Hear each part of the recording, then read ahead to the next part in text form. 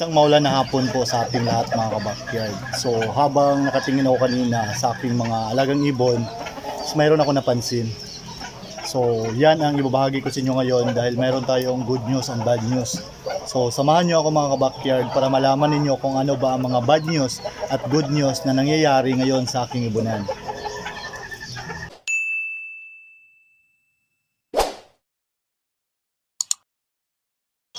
So ito nakikita nyo ngayon mga kabakyard na nasa carrier. So yan po yung shipping natin ngayon going to Usami City.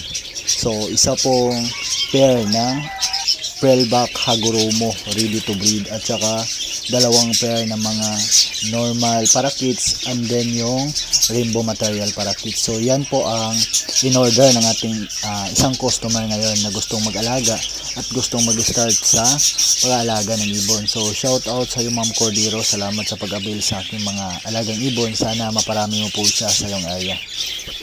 So ayan, nag-start na nga pala akong maglagay ng ibon sa loob ng karton dahil nga isi-ship ko ito mamaya pagkatapos ng vlog ko. So ayan, hinahawakan ko muna sila mga kabakyard.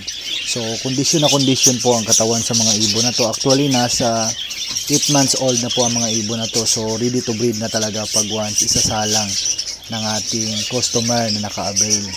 At saka magaganda na din ang kanilang katawan, napurga ko na din ito. At saka ready na talaga sila for breeding. So kung sino po ang gustong mag-avail sa inyo ng mga ibon, mag-PM lang kayo sa akin. Marami tayong available ngayon na pour out mga kabakyard na pwede nyong maalagaan sa inyong mga bahay. So ayan, naglagay na nga pala ako ng tape mga kabakyard para secure ang order ni ma'am na hindi talaga makalipad ang kanyang ibon. So pagkatapos ng vlog natin ngayon mga kabakyard, isi-shape ko na to para makapunta na sa customer natin na nag-order. So bago ang lahat, gusto ko lang ipakita sa inyo ang mga ibon ko na nasa flying cage ko. So ito po yung flying cage ko mga kabakyard. Meron ako dito mga cocktail, mga English budgie na pinapagulang ko sa loob ng flying cage. Maganda kasi pag once pinapagulang natin o nasa tamang edad na yung mga alaga nating ibon na isinasalang for breeding. Dahil maganda talaga ang production nila pagdating sa pag-itlog o di kaya pagdating sa pagbuhay ng inakay is marunong na sila dahil nga adult na sila pag once isinalang nyo for breeding. So katukin muna natin ang nest box mga kabakyard. Ito yung good news sa aking pair ng cocktail dahil nga mayroon na silang tatlong painakay ngayon na malalaki na.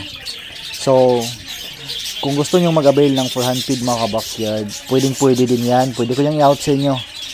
Pumili lang kayo sa tatlong yan dahil ang ganyang edad po is ready na for hand feed. Maganda po kasi ang hand feed mga kabakyard na mga inakay pag once ipini-free flight natin sila sa labas ng ating bahay.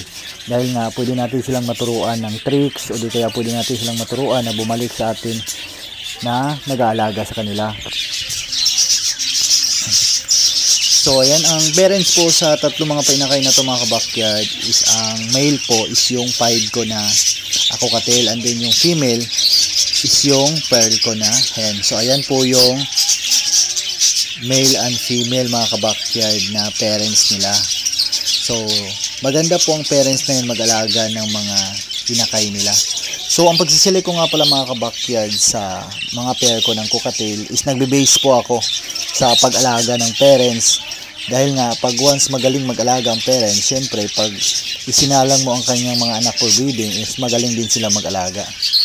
So yan po ang tinitingnan ko sa pagsiselect ng mga breeder na cocktail. At dito naman sa kabila, ito yung pair ko ng albino hen and then yung gray yellow face ko na male. So ang albino hen ko nga pala mga kabakyard is nagkaroon po siya ng one eye cold dati at ngayon is naka-recover na po siya. So yung nakikita nyo kanina na dalawang albino at saka isang lutino is anak po niya yon. Kaya doon ko muna inilagay sa flying cage para makalipad-lipad siya ng maayos. At saka dito naman sa baba, itong lutino hen ko at saka itong gray ko na cocktail na white face. So tingnan naman natin kung ano na ang kaganapan sa loob ng nest box, dahil parang malakas na silang kumain, baka nagkakaroon na ito ng mga inakay sa loob ng nest box nila. So ayan, katukin muna natin para hindi mabigla ang parents na to. So ayan, mayroon na palang isang painakay mga ka-backyard. Ang itlog po sa parents na to is 6 po, at saka mayroon na pong na-hatch na isa. So I hope na ma-hatch po lahat para mayroon tayong maraming painakay for this month na may harvest sa susunod. So yan po ang sinyalis na may itlog na sila na na-hatch, dahil nga masyado ng marami ang kanilang kinakain sa pakainan nila.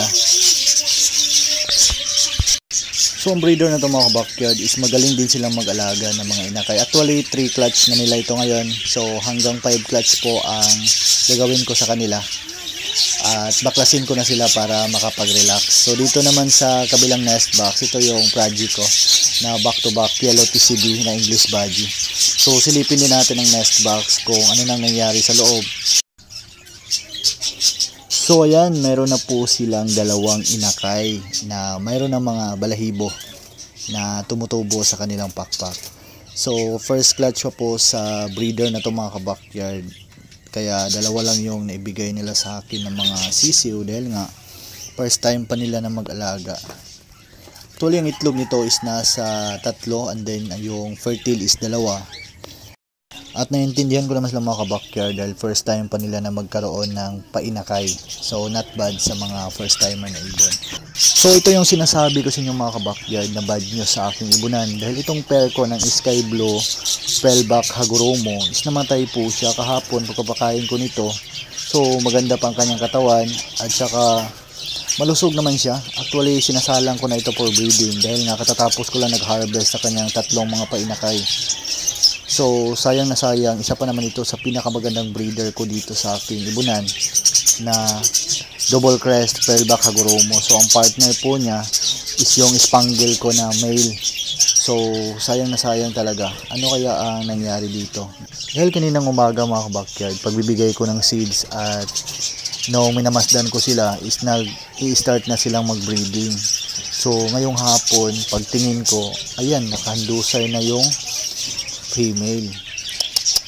Sayang na sayang talaga mga ka-backyard. So check muna natin ang nest box. So ayan, meron po siyang isang itlog na naiwan. So ang gagawin ko dito is papupustiran ko na lang ito sa mga parakeets ko na naglilimlim, baka nga may laman ang itlog na to, at para mapalaki din natin mga ka-backyard. So dito na magtatapos ang video ko mga ka-backyard. Maraming salamat sa panonood. Don't forget to like, share, and subscribe para lagi kayong updated sa mga videos ko na ilalabas.